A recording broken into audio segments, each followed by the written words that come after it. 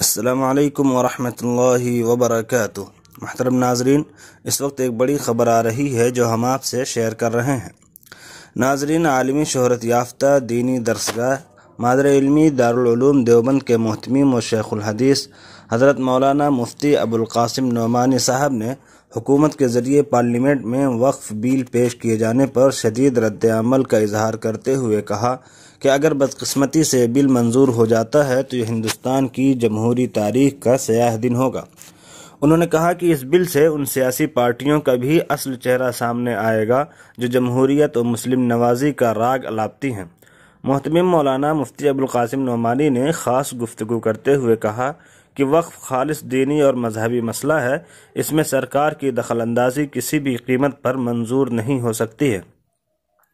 مفتی ابوالقاسم نعمانی نے کہا کہ اگر بدقسمتی سے یہ بل پارلیمنٹ کے اندر پاس ہو گیا تو یہ ہندوستان کی تاریخ کا سیاہ دن ہوگا اور ملت اسلامیہ ہند کی پشت میں خنجر گھونپنے کا ایک بدترین کارنامہ ہوگا۔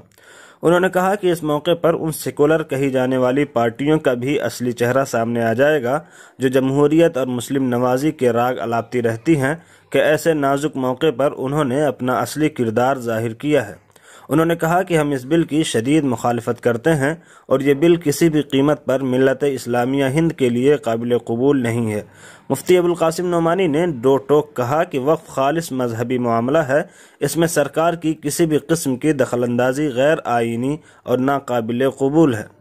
ناظرین، ہم آپ کو بتا دیں کہ گزشتہ رات تقریباً 2 بجے یہ بل پارلیمنٹ سے پاس ہو چکا ہے۔ پارلیمنٹ میں ووٹنگ ہوئی، اس کے تحت وقف بل کی حمایت میں 288 اور اس کے خلاف 232 سانسدوں نے ووٹ کیا۔ ناظرین، دعا فرمائیں اللہ رب العزت اس ملک میں امن و امان قائم رکھے، تمام دینی مدارس کی، مساجد کی، دینی خانقاہوں کی اور تمام مسلمانوں کی حفاظت فرمائے، آمین یا رب العالمین۔ ناظرین، آپ سے درخواست ہے کہ اگر آپ نے ابھی تک ہمارے چینل کو سبسکرائب نہیں کیا ہے تو چینل کو سبسکرائب کر کے بیل آئیکن کو ضرور دبا دیں۔ السلام علیکم ورحمۃ اللہ وبرکاتہ۔